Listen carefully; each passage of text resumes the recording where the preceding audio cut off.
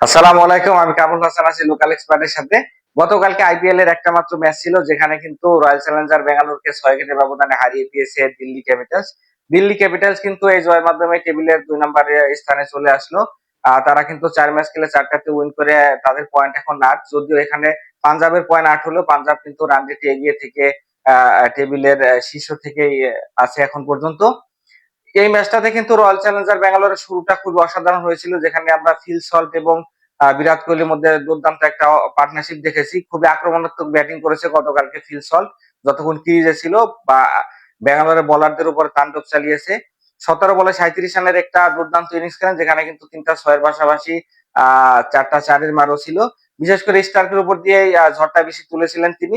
স্টার্কের করা 2 নাম্বার ওভারে কিন্তু আহ 24টি রান নিতে সক্ষম হয় এখানে ফিল সল্ট। প্রথম বলেই 6 মারেন, পরপর 3 বলে 3টা 4 এবং পঞ্চম বলে কিন্তু আরেকটা 6 মারেন এখানে সল্ট। ওই ওভারে কিন্তু স্টার্ক 30 রান কনসিড করেন। ঠিক পরবর্তী ওভারে গিয়ে কিন্তু ছন্দপতন হয় ব্যাঙ্গালোরের। ফিল সল্ট কিন্তু বিরাট কোহলির সাথে ভুল বোঝাবুঝিতে রান আউটের শিকার হন। এরপর থেকে কিন্তু নিয়মিত বিরতিতে উইকেট পড়তে থাকে আরসিবির। হয়তোবা ফিল সল্ট যদি আরো 3-4টা ওভার স্টে করতে পারতেন, গতকালকের ম্যাচে কিন্তু 200 প্লাস একটা স্কোর আমরা দেখতে পারতাম আরসিবির পক্ষ থেকে।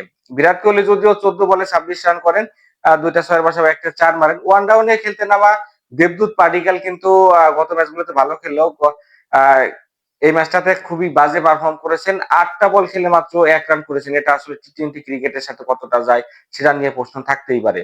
এখানে কুলদীপ যাদব এবং ভিপ্রাস দুইজন স্পিনার কিন্তু দিল্লি ক্যাপিটালসকে ম্যাচে ফিরিয়েছেন। বিশেষ করে কুলদীপ যাদব কিন্তু এখানে জিতিশ শর্মার গুরুত্বপূর্ণ উইকেটটা নিয়ে নেন এবং রজত পাটিদারের উইকেট নেন। জিতিশ শর্মা কিন্তু 11 বলে মাত্র 3 রান করেন। এখানে পাটিদারও 23 বলে 25 রান বেশি করতে পারেনি। দুজন কিন্তু কুলদীপ যাদবকে গুগলি না বুঝতে পেরে কিন্তু আউটের শিকার হয়ে প্যাভিলিয়নে ফিরে যান। কুনাল পান্ডিয়াও কিন্তু বেশিক্ষণ স্টে করতে পারেনি, মাত্র 18 বলে 18 রান করে তিনি আউট হয়ে যান। শেষের দিকে গিয়ে কিন্তু আমরা দেখেছি টিম ডেভিড একটা গুরুত্বপূর্ণ নক ছিল, তিনি কিন্তু 20 বলে 37 রান করতে সক্ষম হন, যেখানে 6-6টি ওভার বাউন্ডারি ছিল। বিশেষ করে শেষের ওভারে কিন্তু মুকেশ কুমারকে তিনি 3টে ছক্কার মার মারেন। ওই রানের কিন্তু 160 ক্রস করতে পারে এখানে বেঙ্গালুর। বোলিং হাতে কুলদীপ যাদব এবং বিপ্রাস দুটো করে উইকেট শিকার করেন দিল্লি ক্যাপিটালস এর হয়ে। তো 164 রানের জয়ের লক্ষ্যে খেলতে নেমে এখানে দিল্লি ক্যাপিটালসের শুরুটাও কিন্তু খুব একটা ভালো হয়নি। 2 রান করে কিন্তু ইয়াশ দলের শিকার হয়ে প্যাভিলিয়নে ফিরে যান এখানে ডুপ্লেসি। পরবর্তীতে কিন্তু ম্যাকগার্ক 7 রান করে আউট হয়ে যান। যদিও ম্যাকগার্ক কিন্তু ধারাবাহিকভাবে ব্যর্থ টুর্নামেন্টে 4টা ম্যাচে কিন্তু তার ব্যাটটা কথা বলেনি। এখন সময় হয়েছে হয়তো তার রিপ্লেসমেন্ট অন্য কাউকে নামানোর। দেখা যাক পরবর্তী ম্যাচ থেকে আমরা হয়তো অন্য কাউকে দেখলেও দেখতে পারি। পোরেলও কিন্তু এখানে 7 রানের বেশি করতে পারেনি। অক্ষর প্যাটেল 23 বলে 11 বলে 15 রান করে আউট হয়ে যান। তখন কিন্তু দিল্লি ক্যাপিটালস এর স্কোর বোর্ড হচ্ছে 8 ওভার 4 বলে 58 রান 4 উইকেট। তখন কিন্তু মনে হচ্ছিল খুব ভালোভাবে আরসিবি এখান থেকে ম্যাচটাতে কামব্যাক করেছে এবং তখন কিন্তু জয়ের পাল্লা আরসিবির দিকে ভারী ছিল।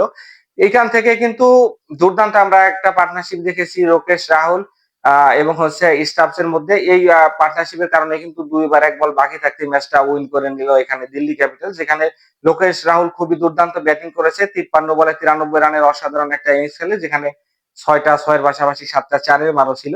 এই ইনিংসের কারণেই তিনি কিন্তু ম্যান অফ দা ম্যাচ নির্বাচিত হন। এখানে তাকে যোগ্য সঙ্গী দেন স্টাফ কিন্তু 23 বলে 38 রানের একটা মহামূল্যবান ইনিংস খেলেন। এখানে আরসিবির হয়ে ভুবনেশ্বর কুমার 2টি উইকেট নেন এবং ইয়াশ দয়াল একটা উইকেট নিতে সক্ষম হন। আজকে কিন্তু আইপিএল এর খুবই গুরুত্বপূর্ণ একটা ম্যাচ রয়েছে, যেখানে কিন্তু রাত 8টা 30 মিনিটে চেন্নাইয়ের মুখোমুখি হতে যাচ্ছে কলকাতা নাইট রাইডার্স। চেন্নাই কিন্তু এই টুর্নামেন্টে খুবই বাজেভাবে শুরু করেছে।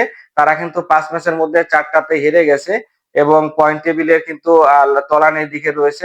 কলকাতাও কিন্তু খুব ভালো শুরু করতে পারেনি। তারাও কিন্তু 5 ম্যাচের 2টাতে উইন করেছে। এখন 6 নম্বর পজিশনে আছে আইপিএল এ। তো এই 2 দলে কিন্তু আজকে উইন করে একটু উপরের দিকে যেতে চাইবেন। তো দেখা যাক কোন দল আজকে শেষ পর্যন্ত তার নার্ভ ধরে রাখতে পারে।